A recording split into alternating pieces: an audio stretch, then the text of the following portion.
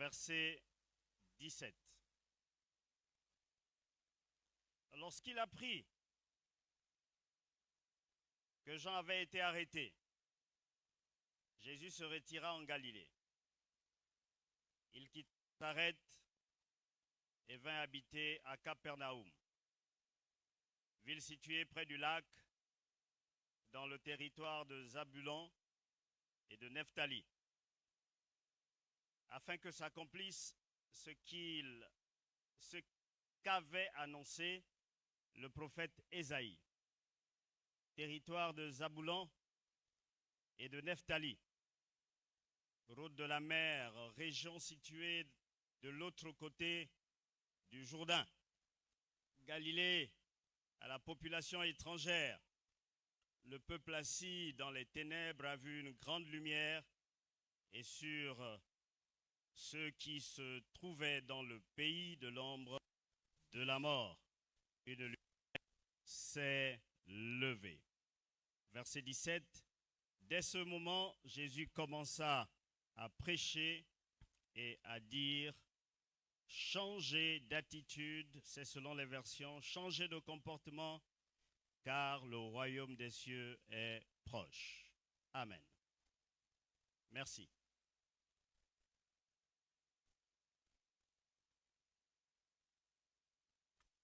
Donc cite Ésaïe 9, 1 à 2, établissant donc un lien ici entre le ministère de Jésus et cette prophétie messianique. Ce sont les versets 15-16 de façon précise. La prophétie donc d'Ésaïe ici annonce une grande lumière qui illuminera les terres de Zabulon et de Nephtali, où régnaient les ténèbres. Cette lumière est interprétée comme étant Jésus lui-même, venu apporter donc le salut. Et la précision de ces endroits peut être transposée. De façon donc résumée, Matthieu 4, 12, 16 est un passage clé qui marque le début du ministère public de Jésus, son accomplissement, des prophéties, son appel à la repentance et l'annonce du royaume de Dieu, qui est présenté ici comme une lumière illuminant les ténèbres. Voici pour ce qui est donc du contexte de notre texte de base. Pour en venir précisément donc à notre thème, nous reconnaissons qu'il s'agit ici de la jeunesse africaine. Jeunesse africaine, éveil, partant, réveil. J'ai été orienté à nous aider premièrement à nous situer en Afrique. Comme je le disais dans mon discours ce matin, je crois qu'il y a un message prophétique pour les chrétiens africains. C'est pourquoi, dans cet énoncé, dans ce groupe de mots, permettez que nous sortions et mettions un accent particulier sur ce lieu qui a besoin justement de la lumière que Zabulon et Nephtali ont reçue, l'Afrique. Je voudrais donc ce soir amener un congressiste à aimer l'Afrique. Et plus tard, nous verrons à nous aimer nous-mêmes, parce qu'en fait, nous portons la terre de l'Afrique. Quand vous allez donc dans Éphésiens 5, la logique donc du mariage, il y a une transposition avec l'homme qui doit aimer sa femme. Et un accent est mis sur l'homme qui doit aimer comme il aime son propre corps. Et par la suite, la conclusion, quelque peu de cette partie, l'apôtre Paul dit, selon qu'il est écrit, que l'homme quittera son père et sa mère et s'attachera à sa femme et les deux deviendront une seule. Une seule. Quand Paul parle de l'homme qui doit aimer sa femme comme sa propre chair, il faut comprendre en effet que si on n'aime pas sa chair, ça va être difficile d'aimer sa femme. Notre chair porte la terre de l'Afrique. Si vous ne comprenez pas ça, votre message prophétique passera au-dessus de votre tête. Je voudrais donc que ce soit un des objectifs de cette introduction, nous amener à aimer l'Afrique. Ensuite, éveiller, sinon réveiller cette fibre africaine qui sommeille en nous. Nous conclurons dans ce que nous visons vraiment comme objectif à motiver ceux qui pensent que la chrétienté, à un moment ou à un autre, doit se limiter à être une force de proposition. Je suis de ceux qui pensent que, en sus d'être une force de proposition, la chrétienté est une puissance d'action. Acte 1:8, vous recevrez la puissance du Saint-Esprit et vous serez mes témoins.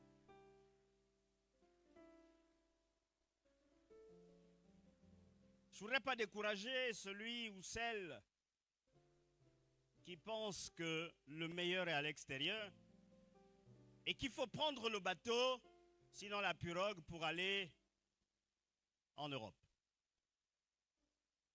ou dans les Amériques. Parce que nous allons le voir, je suis personnellement fier d'être africain, je suis personnellement fier d'être noir, parce que Dieu n'a pas fait d'erreur en faisant de moi un Africain noir.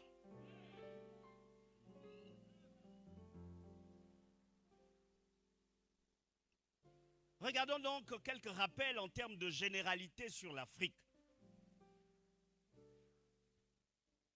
À l'origine, selon ceux qui ont fait des recherches, qui se sont intéressés au continent, il semblerait que l'Afrique s'appellerait Al-Keboulan, qui est le plus ancien nom d'origine indigène. Et ce mot signifie littéralement jardin d'Éden ou mère de l'humanité. Rien qu'à ce niveau, je me sens réveillé dans mon amour pour l'Afrique. Le jardin d'Éden, le résumé, c'est le paradis, vous voulez bien garder quelque chose. En d'autres termes, l'Afrique, c'est le paradis. De par de nombreuses découvertes archéologiques,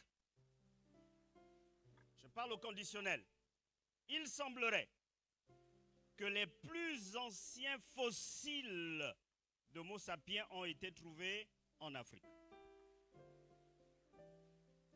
L'Afrique est un vaste continent de 30 millions de kilomètres carrés, soit 3 fois la taille de l'Europe. Il y a 54 pays. Vous avez l'Algérie qui est le plus grand en taille, le plus petit les Seychelles.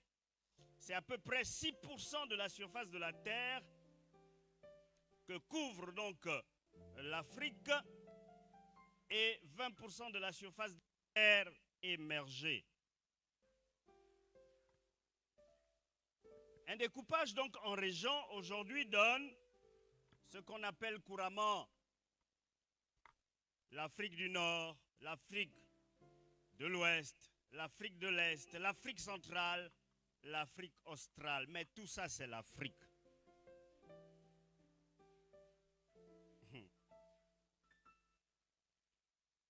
La particularité de la population africaine, c'est qu'elle est jeune et en croissance. C'est pourquoi je crois que ce thème est prophétique. Jeunesse africaine.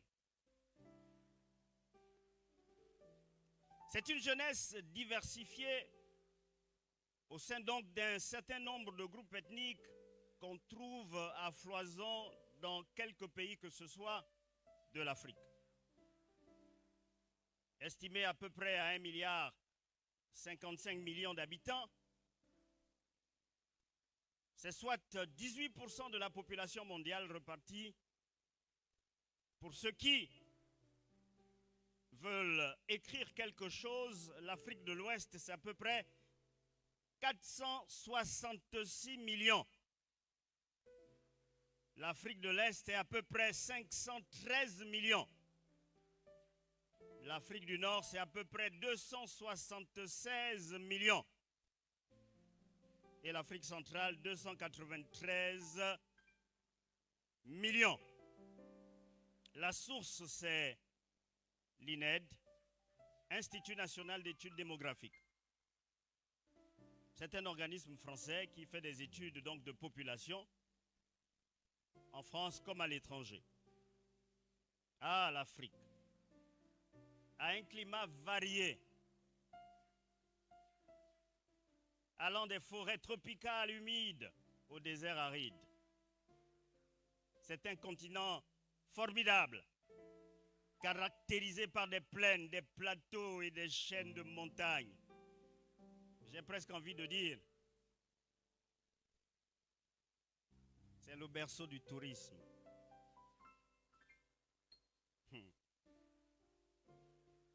Sentez-vous fier d'être africain?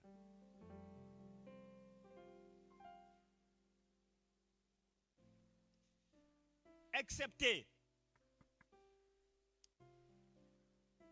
la mauvaise gouvernance qui entretient la pauvreté, le chômage de la jeunesse ou des jeunes en particulier, la maladie parce qu'il n'y a rien dans les hôpitaux de façon générale, la corruption, l'injustice,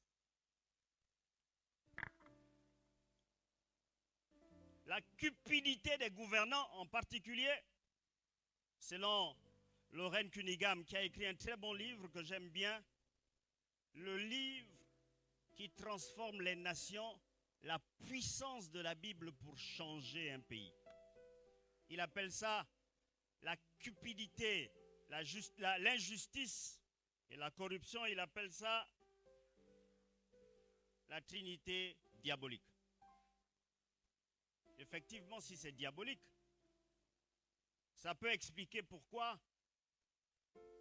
ces deux ou ces trois éléments font partie des tares qui tirent l'Afrique vers le bas. Et d'ailleurs, Jésus l'avait déjà dit dans Jean 10, que le voleur, le mercenaire, le diable, il vient pourquoi? Pour dérober, pour égorger, pour détruire, pour tuer.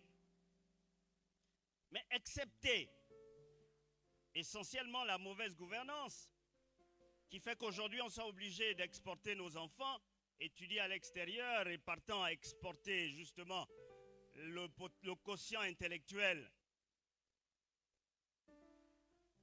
L'Afrique est un continent riche qui regorge d'innombrables ressources naturelles. L'Afrique est abondamment riche, mais alors très riche. Il y a même des minéraux qu'on n'a pas encore découverts. Riche en gaz, en pétrole. Que dire de la forêt et du bois? Malheureusement, la mauvaise gouvernance fait que l'exportation est principalement axée sur les matières premières et non des produits transformés localement, capables d'être vendus avec une valeur ajoutée. L'Afrique contribue très peu à la production mondiale et aux échanges commerciaux. Vous allez comprendre pourquoi je vous donne toutes ces informations. Avec une dépendance en exportation des matières premières. On a tout dans le sol. Quelqu'un a dit que quand Dieu bénissait l'Afrique, il avait fermé les yeux. On a tout dans le sol. Mais tout doit être transformé hors de l'Afrique. L'Afrique est un continent aux multiples facettes, avec un passé riche d'histoire et un avenir prometteur, et cela est certain. Mais qui doit relever les quelques 2-3 défis que nous avons vus tout à l'heure, du nombre desquels la mauvaise gouvernance. Ceci donc nous amène à prendre la passerelle de la présentation de la Bible autour donc de l'Afrique. Avant cela, retenons que sur le plan théologique, le continent a contribué via des théologiens de haut calibre. Nous avons par exemple au 5e siècle Tertullien, Clément, Origène, Cyprien et Augustin, tous africains qui ont apporté des contributions théologiques, mais vraiment sans pareil. Vers 460 avant Jésus-Christ, l'historien grec Hérodote affirme que l'Égypte dérive de la culture de la Grande Éthiopie et Cheikh Anta, lui, il est formel à ce sujet, car pour lui, il n'y a pas de débat, même s'ils ont la peau blanche, les Égyptiens sont des Africains. Ensuite, les recherches ont fait la démonstration que les Éthiopiens, par exemple, ou les Couchites, comme on les appelle ailleurs, mentionnés dans la Bible, sont un peuple issu du Soudan, appelé aussi l'Éthiopie actuelle. L'un des fondateurs de l'UJAC a fait des recherches là-dessus, c'est le docteur Tite Tienou. Il dit reconnaître l'Afrique comme un des centres de la foi chrétienne implique que le christianisme est une religion africaine.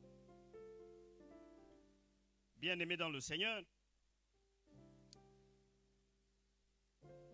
la Bible va au-delà. En présentant donc l'Afrique avec un certain nombre de révélations, nous sommes toujours dans jeunesse africaine, éveille par ton réveil. En mettant un accent particulier sur l'Afrique, parce que la jeunesse dont il est question ici, c'est la jeunesse de l'Afrique. L'Afrique, quand nous lisons les Écritures, nous voyons dans Genèse le chapitre 41, je vais lire, faire un effort. Cette histoire, nous la connaissons.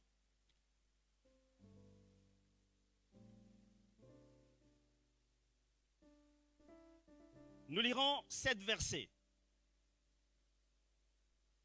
Genèse 41, nous lirons 7 versets.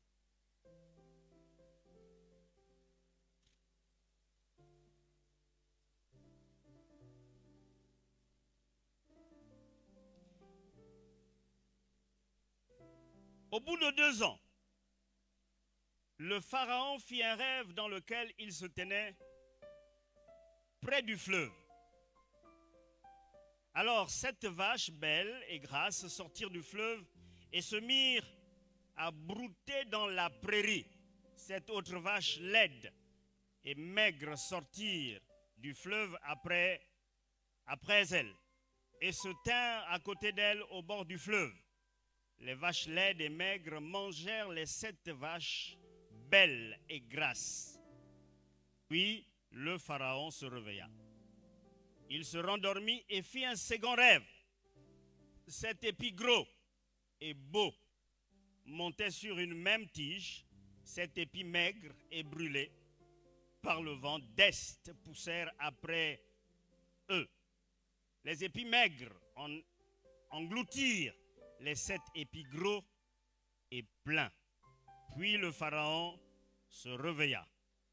Voilà quel était le rêve. Voilà quel était le rêve. Nous connaissons cette histoire.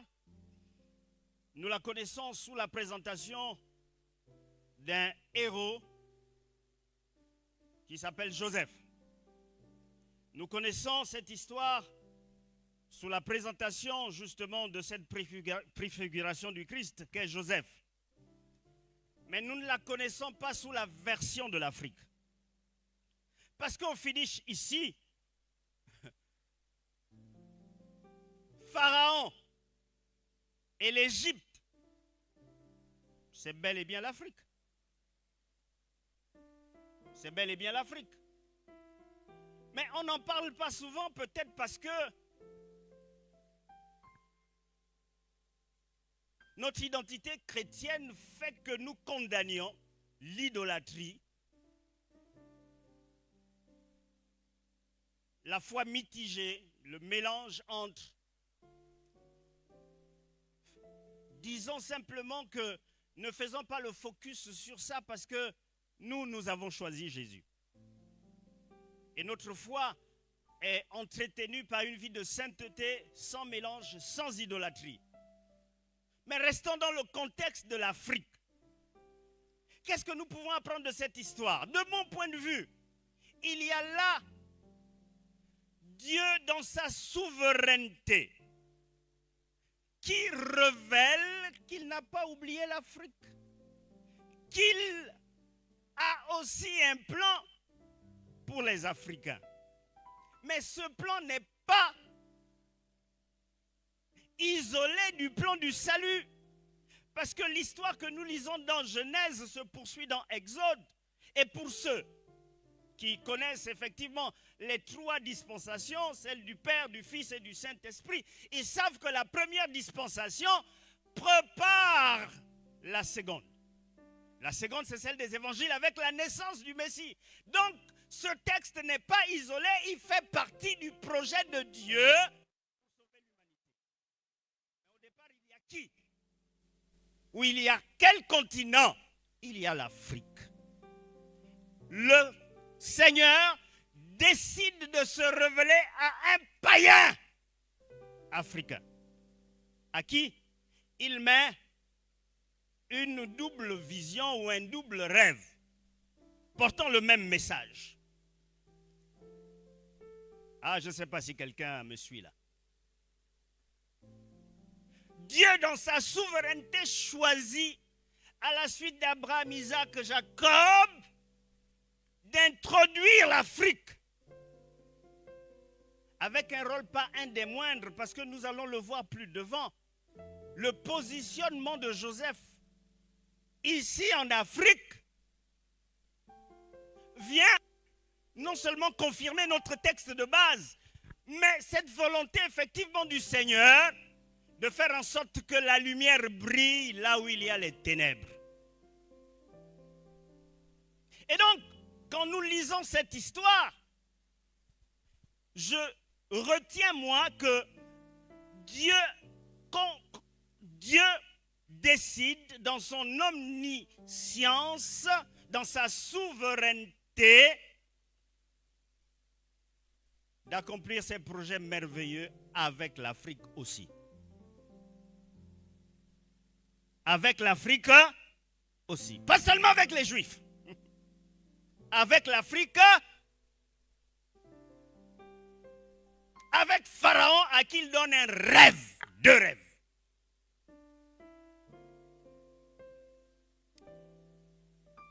Dieu se révèle en Afrique et aux Africains via un message prophétique. Ici, c'était un message prophétique. Il a été décodé, effectivement, grâce à Joseph.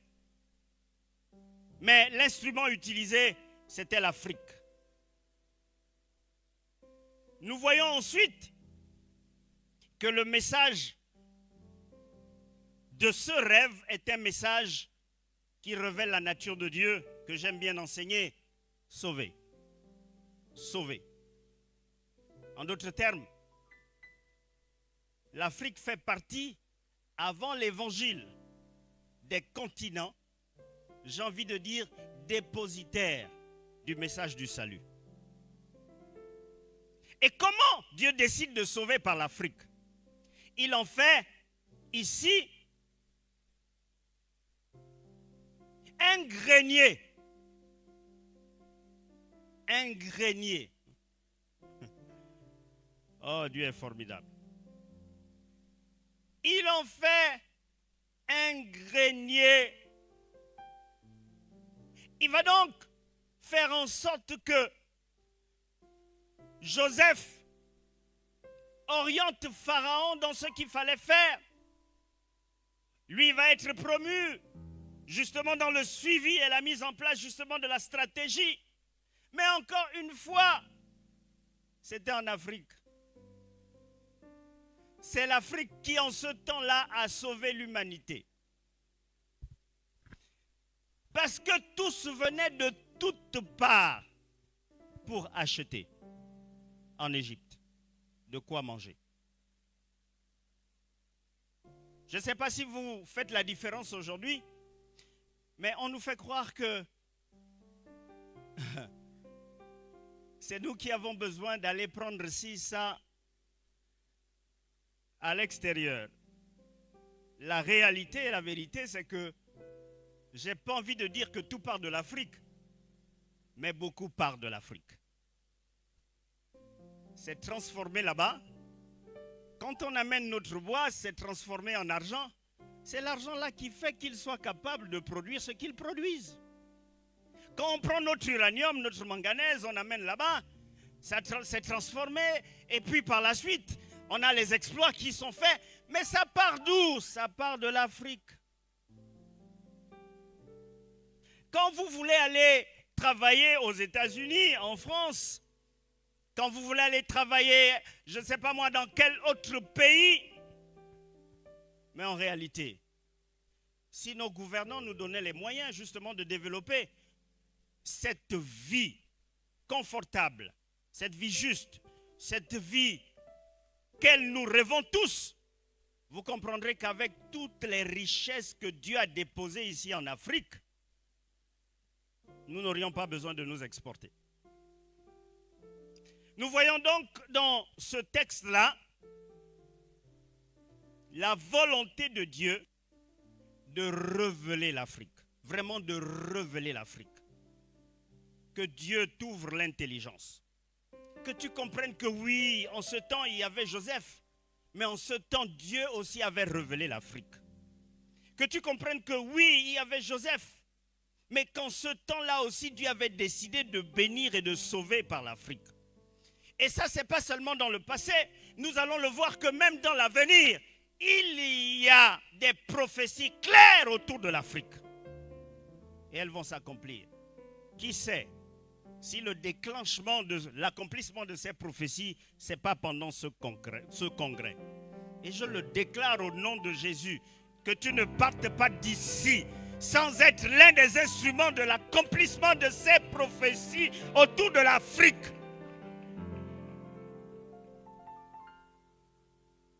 Oui, je l'ai dit tout à l'heure, Dieu a manifesté sa volonté de faire de l'Égypte, de l'Afrique, en ce temps-là, dans cet épisode, un grenier alimentaire. Le texte du chapitre 41, le dernier verset, le verset 57, nous dit: on arrivait de tous les pays en Égypte pour acheter du blé. On arrivait d'où? On arrivait d'où? On devait remplacer Égypte par l'Afrique. On arrivait de tous les pays en Afrique. Au nom de Jésus, que les gens viennent de tous les pays. Que l'Afrique continue à être ce berceau alimentaire. Et je le déclare aussi que ce ne sera plus désormais sans la jeunesse chrétienne africaine. Réveille-toi. Réveille-toi. Je veux t'aider à aimer l'Afrique. Quand tu dois prendre les vacances, c'est où que tu vas aller? En Europe? Je veux détourner désormais tes projets pour l'Afrique.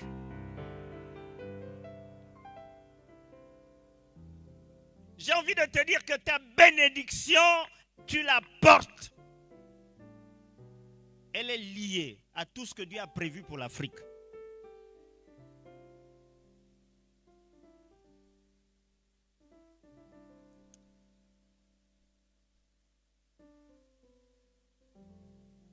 Il y a donc là aussi la volonté de Dieu de donner un modèle de croissance économique. Parce que la révélation qui est faite dans ce texte-là, nous voyons effectivement que tous les peuples venaient acheter. Quand on vient acheter, ça donne quoi? Ce n'est pas la croissance. Non? Quoi, vous ne me suivez pas? Si vous venez acheter chez moi, qui s'enrichit? C'est moi qui m'enrichis. Quand vous allez dans le Nouveau Testament, dans Actes des Apôtres, vous savez ce qui a fait, ce qu'a fait le Saint-Esprit quand il est arrivé là aussi, dans le renouvellement de l'intelligence, il est dit que ils ont investi de manière à ce que ils ont compris qu'il fallait vendre. Ils vendaient. C'est à la suite de ce qu'ils vendaient, ou du fait qu'ils vendaient, que ceux qu'ils recevaient leur donnaient la possibilité de repartir selon les besoins de chacun et d'être capables d'enrayer la pauvreté. Si vous ne vendez rien, si vous n'avez rien à vendre, si vous n'êtes pas capable d'engranger votre économie, vos richesses, vous allez être dans la pauvreté. La richesse est dans la capacité de vendre. Et l'Égypte, sinon l'Afrique en ce temps, vendait son blé. Oui, les richesses de l'Afrique ne remontent pas d'aujourd'hui. Proverbe 7, verset 16 nous dit: j'ai paré mon lit de couverture d'un tissu d'Égypte, multicolore. Quand vous poursuivez la lecture, vous verrez en effet que ici, la présence de Joseph révèle ici en Afrique justement l'accomplissement de ce message prophétique d'une génération que j'appelais une génération prophétique Joseph en Afrique. C'est-à-dire capable de faire bouger les choses en Afrique, capable de faire avancer les choses en Afrique, capable de transformer les choses en Afrique. Et de par ce ministère, de par cette action-là, avec impact sur le reste de la société, comme ça s'est passé en Égypte. Bien-aimés dans le Seigneur, pour y arriver, il faut s'en tenir au fait que Joseph, dans son contexte, était connecté au ciel. Joseph n'était pas un paresseux, c'était un travailleur. C'était un jeune homme entrepreneur. Mais je n'ai pas envie que vous déplaciez toutes ces qualités de Joseph pour les attribuer simplement aux Juifs, mais de les attribuer à un Africain d'adoption. Parce que, vendu par ses jeunes frères, il a reçu l'essentiel de ce qu'il a développé par la suite. Où c'est? En Afrique. Oui, Pharaon était loin de Dieu. Oui, Pharaon était dans l'idolâtrie. Mais ici, comme notre texte de base l'a dit, nous voyons que la lumière est arrivée jusqu'en Afrique.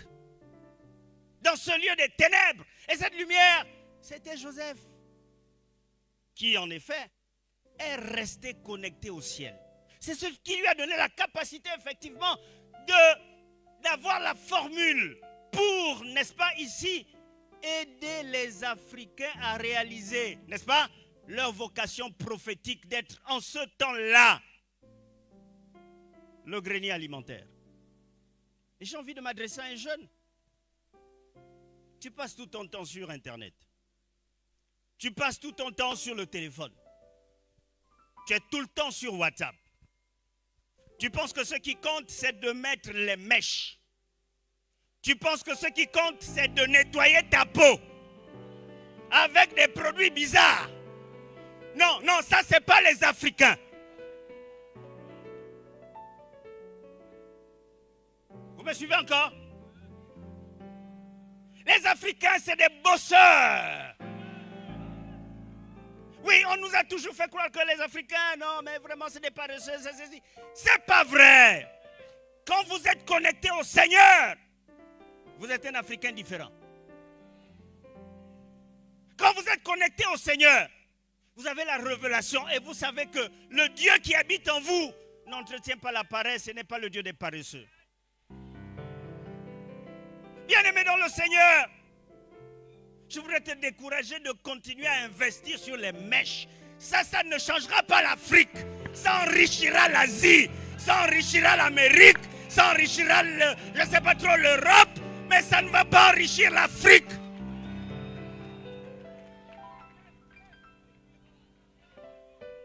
Il faut être connecté. Jeunesse africaine, éveille par ton réveil. Commence toi-même par te réveiller. Joseph n'a pas investi dans les apparences. Il a investi dans sa connexion avec Dieu. Où est passée la puissance de Dieu? Où est passée l'action du Saint-Esprit? Dans l'église africaine et l'église chrétienne. On investit plus dans les émotions et tout. Mais parce que de moins en moins, on est connecté au Seigneur. La crainte de Dieu nous a quittés. Et on est dans un christianisme d'apparence. Bien-aimé dans le Seigneur. Dieu veut susciter une génération prophétique, Joseph. Si vous lisez les Écritures, vous verrez que ce n'était pas un vieux. Ce Joseph était jeune. Mais alors vraiment jeune. Et c'est ce jeune qui a sauvé l'Afrique. Et qui en son temps a sauvé le reste du monde. Jeunesse africaine, éveille par ton réveil. Éveille par ton réveil. Je poursuivrai encore un peu en disant que ce message effectivement de continent choisi de Dieu pour aussi faire partie du plan du salut se révèle toujours avec l'Égypte. Ici, nous avons la révélation au travers de l'histoire, par exemple, de l'Exode. La volonté de Dieu d'enraciner davantage ce message de salut. Nous voyons, bien-aimés, que en ce temps, pour ne parler que de la personne, par exemple, de Moïse,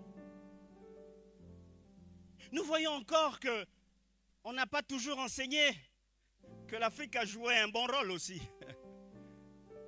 On a enseigné les pharaons qui n'ont pas connu Dieu, qui n'ont pas connu Joseph au travers de Dieu, au travers de Joseph, qui, dans leur méchanceté, effectivement, a servi. Mais, si vous vous souvenez, un temps soit peu dans les lectures que nous faisons, Joseph a été recueilli dans la maison de Pharaon. C'est un symbole fort. Là aussi, plutôt Moïse, là aussi, cette préfiguration du Messie est aussi recueillie en Afrique. Lui aussi va faire ses armes dans la maison d'un Africain ou des Africains. Oui, nous enseignons qu'il allait au désert et il a été donc transformé, il a eu la révélation. Mais tenez-vous bien, Si Dieu n'avait pas gardé la vie de Moïse dans la maison de Pharaon, il n'aurait jamais rencontré Dieu dans le désert. L'Afrique joue sa partition. Dieu, lui, joue la sienne. J'ai envie de dire donc à un jeune Africain que nous avons un rôle à jouer et pas un des moindres. Et ce rôle participe effectivement du salut de l'humanité dans tous les aspects et dans tous les domaines. Pourquoi nous négligeons l'Afrique? Pourquoi nous reléguons l'Afrique comme étant un continent maudit? Comme un continent duquel on ne peut plus attendre grand-chose? Les gens passent leur temps à mourir là-bas dans la Méditerranée. Parce que, disent-ils, le paradis est de l'autre côté de la Méditerranée. Si tu es là, je voudrais te décourager. Je voudrais te dire que tu peux devenir milliardaire ici en Afrique. Et d'ailleurs, c'est ce que Dieu a prévu pour toi. Attrape au nom de Jésus. Et c'est un continent encore vierge en termes de richesse. Hey! Non, bien-aimé dans le Seigneur. Il y a un avenir avec l'Afrique. Je suis sérieux. Je suis un promoteur de l'Afrique. Je vais vous raconter comme ça. Je n'ai jamais prévu aller étudier à l'extérieur. Très jeune, je ne savais pas que le Seigneur allait me rattraper parce que je suis du nombre de la génération de ceux qui, en ce temps, la rencontre avec le Seigneur était comme une rencontre amoureuse. C'est-à-dire on est prêt à tout quitter. Et c'est ce que nous autres nous avons fait. Mais déjà très jeune, je croyais qu'il y avait du potentiel pour circonscrire ça à mon pays. Et je voulais être un des produits 100% gabonais. En ce temps. Et puis, il y a eu un concours de circonstances que Dieu lui-même a organisé. C'est celui de m'attraper, de me sauver, de m'appeler et de réaliser lui ce qu'il avait prévu. Ma première sortie était dans un pays africain. Je n'ai jamais prévu, d'ailleurs, quand j'ai abandonné mes études pour devenir pasteur, je n'ai jamais prévu que, tiens, plus tard, Dieu me donnerait une bourse pour aller étudier à l'extérieur. Et puis, je vais au Kenya. Oui, je crois que c'était au Kenya. Là, c'était pour apprendre un peu l'anglais. Et donc, j'arrive, j'essaie de faire ce que je pouvais en ce temps. Et puis, you are a smart guy. You are a smart guy. You are very clever. Il dit, je suis africain. Qui vous a dit que les Africains ne sont pas clever?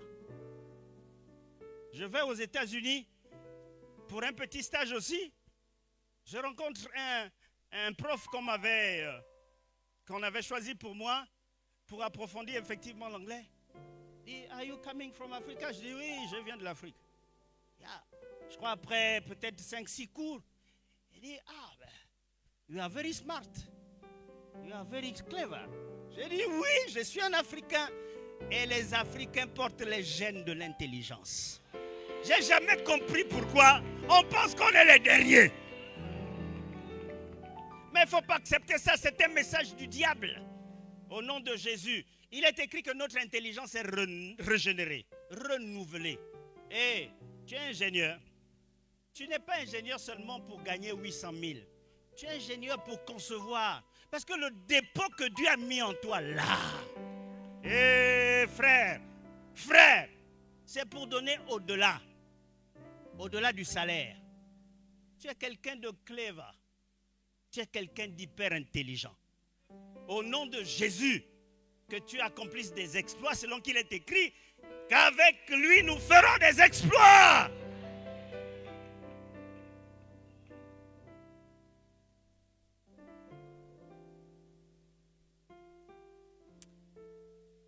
Je voudrais donc aller vers la conclusion. Nous verrons plus tard que Marie, par exemple, et Joseph sont allés se réfugier avec l'enfant Jésus où? En Afrique. Vous connaissez cette histoire? Mère porteuse et papa vont aller en Afrique. si vous avez des doutes que l'Afrique est aussi une terre de salut, mais rien que ce texte-là quand même devait vous dire, tiens, et si Dieu effectivement avait un plan de salut via aussi l'Afrique? Nous le savons. Et nous l'avons découvert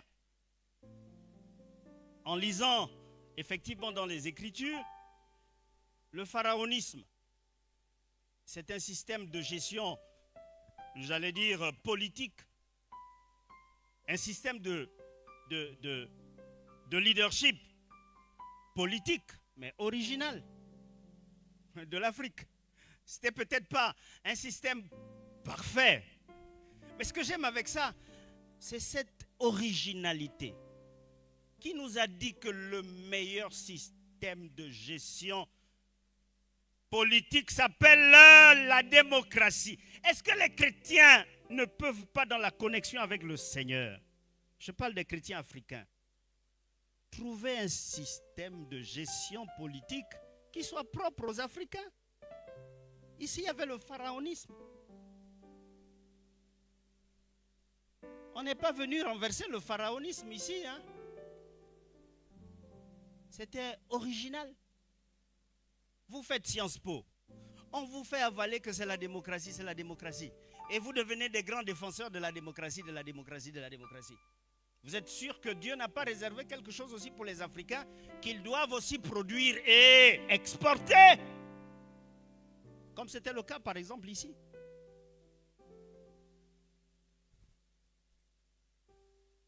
Jeunesse africaine, éveille par ton réveil. Éveille par ton réveil. Je voudrais donc dire ici que, de façon donc soutenue par la parole de Dieu, qu'en sus du système original du pharaonisme, il est dit dans 2 Chroniques,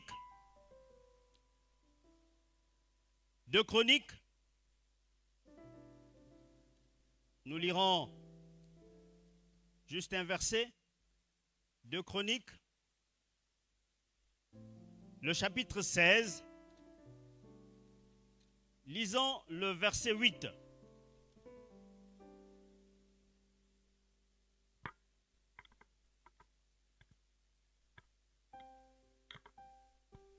Remontons un peu au verset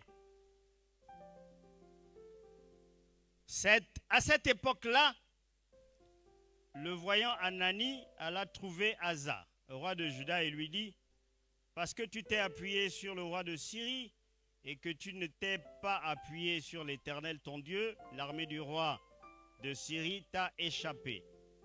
Verset 8. Les Éthiopiens et les Libyens ne formaient-ils pas une grande armée avec des chars et un grand nombre de cavaliers? Et cependant, parce que tu t'étais appuyé sur lui, l'Éternel les a livrés entre tes mains. Il est fait mention donc ici même de l'organisation militaire. Sur le plan de ces 2 grandes nations de ce temps-là, on parle des milliers de chars, des cavaliers qu'il y avait dans les grandes armées que formaient qui? Les Éthiopiens et les Libyens. En ce temps-là.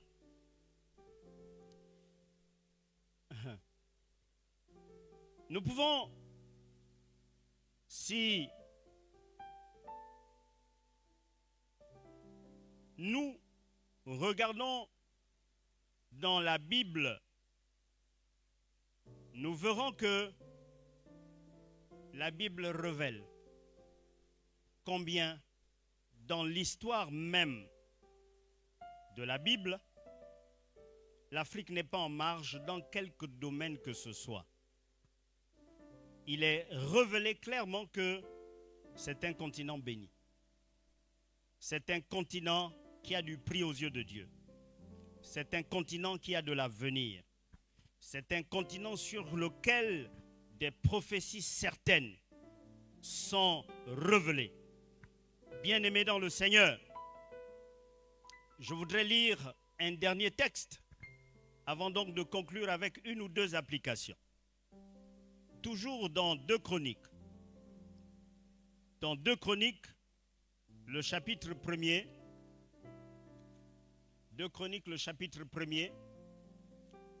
C'est l'histoire donc de Salomon. 2 Chroniques, chapitre 1er.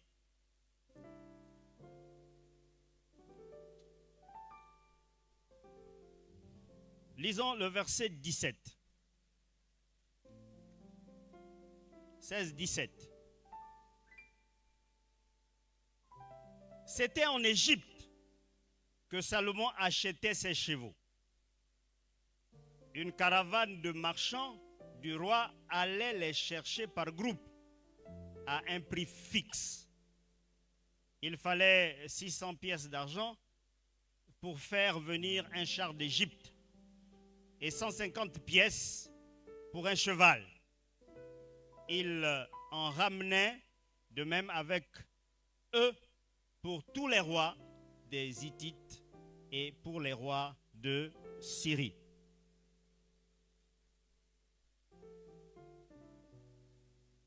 L'Afrique. Ici, c'est le roi Salomon. Nous le connaissons pour avoir rendu vulgaire l'argent et d'être richement, sinon immensement riche. Mais en lisant ce texte, je me rends compte que l'Afrique a produit à la richesse de Salomon une partie de sa richesse. L'Afrique a contribué de par ses richesses, ses possessions, et ici il est précisément question des chevaux. C'est en Égypte, donc en Afrique, que le grand roi Salomon allait faire quoi? Acheter ses chevaux. Des révélations formidables. Il nous arrive d'être surpris de ce qui se passe en Afrique, mais ça ne remonte pas d'aujourd'hui. Que l'humanité tout entière, le monde, le reste des continents viennent puiser en Afrique. Et j'ai envie que quelqu'un vraiment se réveille en comprenant que ça n'a pas changé. Ce qui a existé de par le passé existe encore aujourd'hui. L'Afrique est toujours riche, capable de produire au reste des continents ce dont ils ont besoin. Du nombre de ces richesses, il y a la jeunesse. La fuite des intelligences. Elles sont nombreuses à l'extérieur.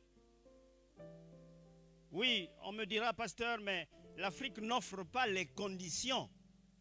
C'est cette mentalité qu'il faut enlever. L'Afrique, c'est qui?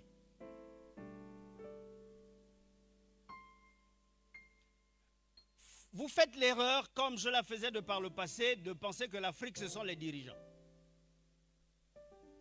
Vous me suivez? Dès lors que vous êtes dans cette interprétation en disant que l'Afrique, c'est ceux qui dirigent, vous me suivez? Vous recevez le message selon lequel il ne faut pas arriver au pouvoir. Parce que c'est tous des corrompus. Et le pouvoir en lui-même est corrompu. L'Afrique, c'est toi. L'Afrique, c'est moi. L'Afrique, c'est nous. C'est pourquoi Dieu a permis, depuis sa préscience dans les temps éternels, que ce que nous faisons ici, tout ce que nous ferons et faisons déjà tout au long de cette semaine, il a décidé que ça se passe ici parce que Dieu veut faire quelque chose dans ta vie. Dieu veut que ta mentalité évolue. C'est pourquoi toi-même tu as besoin de te réveiller en saisissant que toi tu n'as rien de moi pour porter la bénédiction capable de transformer l'Afrique. Si Dieu te fait la grâce, effectivement, de recevoir la parole qui transforme, qui change, qui équipe, qui outille, et le Saint-Esprit, la puissance nécessaire pour faire le témoignage que Dieu veut, tu peux être surpris de ce que tu peux réaliser avec le Seigneur. Je dis, tu peux être surpris de ce que tu peux réaliser. Nous sommes dans une position telle que l'influence de ce que nous voyons et entendons, n'est-ce pas, a formaté notre entendement de telle sorte que même notre foi ressemble à la foi de l'armée d'Israël devant Goliath. On recule. Oh, ces chrétiens-là, ils passent leur temps à prier, ils passent leur temps à crier. Faisons ce que nous avons à faire. Ils ne viendront jamais. Et qu'est-ce qui se passe? C'est ce qui se réalise. Les chrétiens vivent leur chrétienté dans les quatre murs. Alors qu'ils ont la révélation que la puissance du Saint-Esprit est arrivée pour les équiper, pour qu'ils aillent témoigner. Pour qu'ils aillent où? Témoigner. Mais quand vous pensez au témoignage, je sais que l'évangile traditionnel ou la doctrine traditionnelle que nous avons reçue, c'est aller parler de Jésus comme étant celui qui sauve, qui guérit, qui restaure. Ça, c'est vrai. Mais Jésus est allé au-delà de ça. Jésus a nourri ou il n'a pas nourri? Jésus a guéri ou il n'a pas guéri? Jésus a rendu riche ou il n'a pas rendu riche? Jésus n'a pas fait le reste des choses dont la société a besoin? Mais tu portes aussi ce témoignage dans l'équipement que le Saint-Esprit te donne. Tu es capable d'aller témoigner dans un milieu des finances, un milieu de la médecine, un milieu des affaires, un milieu politique. Tu es revêtu du Saint-Esprit pour ça. Bien-aimé, tant qu'on ne se réveille pas, vous me suivez? La Bible dit que dans le psaume 115, je crois, verset 17, ce ne sont pas les morts qui célèbrent le Seigneur. Ce ne sont pas ceux qui résident ou descendent dans le silence. Tout de suite, on pense à la mort, n'est-ce pas? Mais vous savez que le sommeil aussi, c'est le silence. Qui dort en faisant du bruit, sauf ronfler? Qui dort en louant le Seigneur? Qui dort en criant?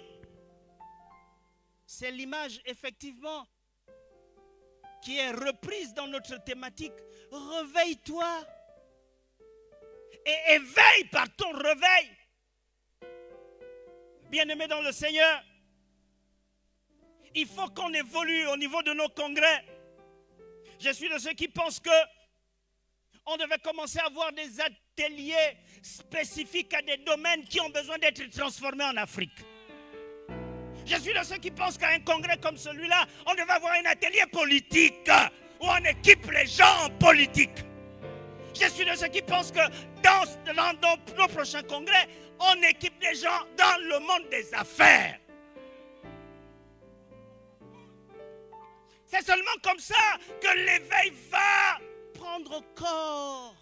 Et ce n'est pas prêcher le problème. Vous suivez les messages depuis que vous êtes chrétien, n'est-ce pas? Ça ne vous a pas nécessairement fait bouger. Oh, aujourd'hui, la puissance de l'évangile réside dans la pratique. C'est pourquoi le pasteur Jacques a dit que la foi, tu peux la confesser autant de fois que tu veux. Si elle ne produit pas les œuvres là, Je suis de ceux qui pensent qu'à un congrès comme celui-là, on doit faire le bilan. Oui, nous nous sommes retrouvés il y a 2 ans. Nous avons produit 3 ingénieurs. Ils sont devenus quoi? Quel a été leur impact dans leur pays? En tant que jeunes, je suis de ceux qui croient qu'à un congrès comme celui-là, on a produit tant de professeurs. Est-ce que ces professeurs, ils gagnent seulement leur salaire ou ils ont trouvé quelque chose qu'ils ont créé? Je suis de ceux qui pensent que tiens, on a des généraux. Est-ce que ces généraux sont dans la stratégie de décision de notre pays? Je suis de ceux qui pensent qu'à un congrès comme celui-là, on devait faire des bilans de ce que la foi a produit. Nous avons écouté plus d'un message. Nous avons écouté plus d'un message. Mais est-ce que vous savez qu'il y a des ministères qui se sont construits avec un verset 1 et des ministères prospères? Et nous, on a le docteur Yao, nous on a le docteur Joël, nous on a... Et puis on peut citer tous les docteurs. Est-ce que vous savez que vous êtes bénis à l'UJAC? Vous êtes bénis. Vous savez tous les programmes qu'ils avaient, ces gens-là? Et ils viennent ici pour vous enseigner. Ils viennent ici pour vous faire le déclenchement de l'éveil.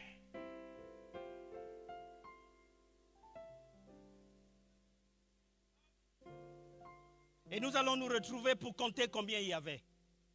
Ce n'est pas ça qui compte. Je peux même aller dans l'Ancien Testament pour dire que, tiens, l'approche du dénombrement, là, il faut laisser ça. Dénombrons les exploits que nous avons faits avec le Seigneur. On a produit combien d'ingénieurs qui aujourd'hui ont un laboratoire pour faire ci, faire ça. On a lancé quelle banque? On a lancé quelle banque? On a construit quelle voiture? Jeunesse africaine. Éveil. Quand vous pensez à ça, vous pensez que le premier mot c'est quoi? C'est éveil. Le premier mot c'est réveille-toi. Réveille-toi. Réveille-toi. Éphésiens 5 est formel, non? Réveille-toi, toi qui dors. Qu'est-ce qui va se passer? Christ resplendira sur toi. Réveille-toi, toi qui dors. Tu cites dans la prière, il est écrit que rien n'est impossible à celui qui croit. Rien n'est impossible à Dieu. Tu te limites à ça. Quoi de plus? Je suis de ceux qui enseignent que la Bible est scientifique, démontrable, avec preuve à l'appui. C'est ça la définition du miracle en fait. Au-delà de l'aspect extraordinaire, c'est la transposition de ce que Dieu a dit qui s'accomplit. Quels sont tes défis avec le Seigneur qui te maintiendra effectivement dans ta foi en éveil? Bien-aimé dans le Seigneur, il était question pour moi d'introduire notre thématique. Et Dieu m'a mis à cœur de nous aider tous à aimer l'Afrique. Il y a des choses que tu trouveras en Afrique que tu ne trouveras pas ailleurs. Je conclus en disant que quoi que tu fasses, quoi que tu dises, tout ce que tu es porte la marque Afrique. Tu allais étudier et puis tu reviens, tu as un diplôme français. C'est l'Africain qui a eu le diplôme français. Je ne sais pas si tu me suis. C'est l'Africain. Tu as un travail. En réalité, ce travail porte la marque de l'Africain. Tu as réalisé quelque chose dans ta vie. Tu en es fier et parfois tu oublies, tu dis parce que tu es... Ce sont les gènes d'Africains que tu portes qui t'ont amené à réaliser ça. Tu es 100% africain. La chair, le corps là que tu portes, il est africain. Sois fier d'être africain. Parce qu'avec l'Afrique, il y a des bénédictions attachées. Il y a des prophéties, crois-moi, qui vont s'accomplir. Jeunesse africaine, éveille par ton réveil. Jeunesse africaine, éveille par ton réveil. Je voudrais conclure et je voudrais là lancer l'appel. Je voudrais lancer l'appel. Le premier appel que je voudrais lancer concerne ceux qui croient qu'il y a un avenir pour leur vie en Afrique. C'est-à-dire que vous êtes tellement convaincus qu'il y a quelque chose qui vous attend sur ce continent. Je ne sais pas, mais je suis poussé de prier pour vous. Parce qu'en fait, vous vous êtes engagés dans la foi. Vous vous êtes engagé dans l'accomplissement, je crois, des desseins que Dieu s'est réservés pour vous dans ce continent. Vous êtes là. Vous avez commencé une affaire en Afrique.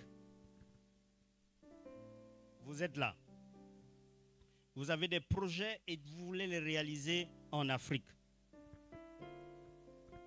Vous êtes là et vous croyez que vous avez un destin de transformer un domaine particulier de tous ces défis que nous avons cités. C'est pour vous que je voudrais faire quelques déclarations ce soir. Ça, c'est le premier appel. Je voudrais prier pour vous, bien-aimés, qui vous sentez comme porteur d'une vocation par rapport à l'Afrique. Levez-vous. Levez-vous.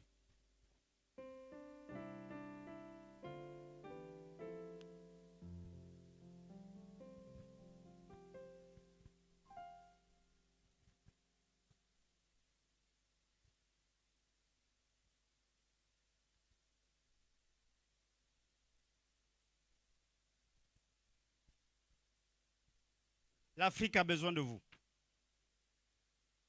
Je voudrais déclarer les prophéties que Dieu met dans mon cœur. Je prie que Dieu me donne la vie pour que dans 2 ans on se retrouve.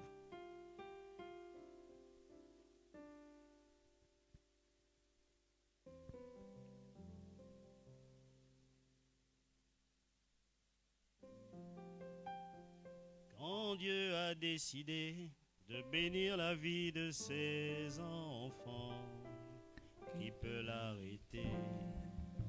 Qui peut l'arrêter? Quand Dieu a décidé de bénir la vie de ses enfants, qui peut l'arrêter? Qui peut l'arrêter? Oh Dieu, agis dans ma vie. Qui peut l'arrêter? Qui peut l'arrêter? Oh Dieu, Dieu, agis dans ma vie.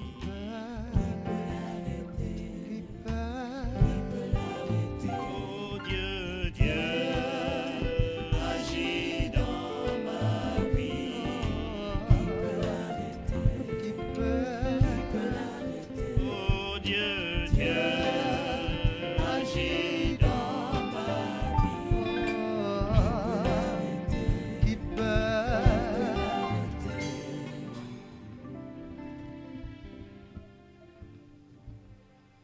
Je déclare au nom de Jésus. Je déclare au nom de Jésus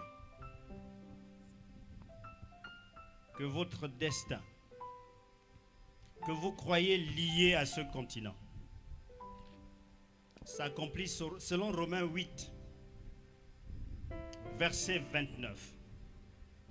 Le Dieu qui vous a prédestiné, qui vous a appelé à être semblable à Christ, qu'il vous utilise pour que votre lumière brille dans ce continent. Qu'il vous utilise pour que la puissance qui habitait le Christ pour changer, transformer les vies s'incarne en vous et que vous soyez une bénédiction pour l'Afrique. Au nom de Jésus. Que le Dieu qui a choisi l'Afrique pour en faire, de par le passé, même dans le présent, le grenier alimentaire, le grenier de richesse. Que le Dieu qui a choisi l'Afrique pour se révéler comme étant le Dieu qui sauve. Que le Dieu qui a choisi l'Afrique pour révéler la capacité des Africains de gérer leur économie d'après la Bible. Que Dieu vous utilise dans tous ces domaines et que vous soyez surpris des exploits que vous allez faire. Je le déclare au nom de Jésus. Croissez dans votre vocation et ne diminuez pas. Croissez dans votre conviction et ne diminuez pas. Je le déclare au nom de Jésus. J'appelle à la réalisation le dépôt que Dieu a mis en vous. Que cela s'accomplisse au nom de Jésus-Christ de Nazareth.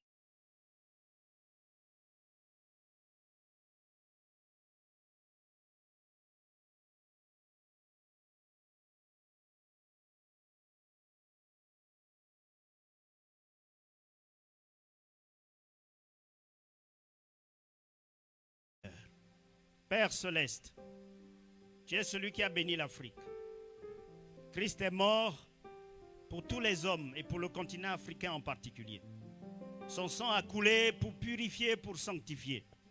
Seigneur, je prie pour mes frères ici présents qui ont, comme moi, le fardeau de ce continent. Ils ressemblent, Seigneur, certainement à l'océan et pour nous, c'est comme une goutte d'eau. Nous avons l'impression d'être insignifiants. Nous n'avons peut-être pas les postes, nous n'avons peut-être pas les moyens, mais nous avons Dieu. Nous avons Dieu. Nous avons Dieu. Si toi tu es pour nous, Seigneur, qui sera contre nous? Nous t'invoquons, Seigneur, ensemble, d'un commun accord, afin que tu nous utilises comme instrument de bénédiction pour ce continent. Au nom de Jésus-Christ de Nazareth, fais reculer les ténèbres au travers de la lumière que nous allons dégager. Seigneur, nous t'invoquons. Fais reculer l'ignorance de par la connaissance qui va se révéler en nous. Au nom de Jésus, fais que par tous ces jeunes, Seigneur, des manquements criards soient comblés. Seigneur, merci. Parce que tu t'es choisi ces jeunes pour que dans l'économie, dans l'éducation, dans la santé, dans la bonne gouvernance, Seigneur Dieu Tout-Puissant, tu positionnes chacun de façon stratégique. Je les recommande à ta grâce. Je déclare que le succès vous accompagne. Je déclare que le succès vous accompagne. Je déclare que les portes vous soient ouvertes. Je déclare que la provision divine soit votre partage. Que l'amour de Dieu le Père, la grâce de Jésus-Christ, notre Seigneur et Sauveur, la communion du Saint-Esprit vous accompagne dans vos défis. J'ai prié au nom de Jésus. Amen. Dieu vous bénisse. Je voudrais lancer un deuxième appel.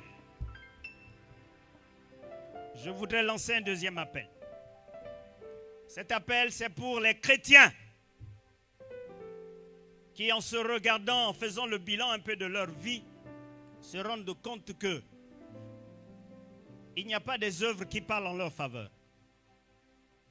Ils sont chrétiens depuis un certain nombre d'années, même depuis certains jours ou certains mois. Mais regardez votre vie. Vous ressemblez effectivement à des gens qui n'ont pas encore expérimenté un certain réveil. Je voudrais vraiment prier pour vous. Je voudrais prier pour vous. Qu'en repartant chez vous, que votre église ne vous reconnaisse pas.